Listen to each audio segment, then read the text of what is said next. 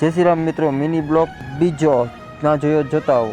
તો સૌથી પહેલાં તો કાઢી લીધી મારી બુલેટ, અને હવે બુલેટ લઈને જવું છે મારે દૂધ લેવા. પહોંચી ગયો ડેરીએ ગયો અને જોયું તો બહુ ગળદી છે મિત્રો, અને માન વારો આવી ગયો છે અને આપણું દૂધ ભરાઈ ગયું છે.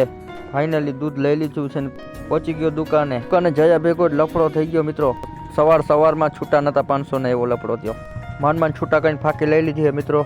પછી પહોંચી ગયો હનુમાન દાદાની ડેરીએ અને પગે લાગી ચાંદલો કરી અને નીકળી ગયા આપણે ઘર સાઈડ. અને ઘરે જાતો તો મિત્રો, અને વસમાં મને કિરણ ભેગી થઈ ગઈ અને કિરણને હું લઈને જાઉં છું હવે સીધો ઘરે.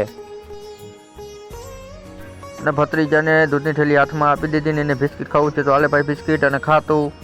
તો આજે મારા ભત્રીજાનો હેપી બર્થડે છે. Happy birthday.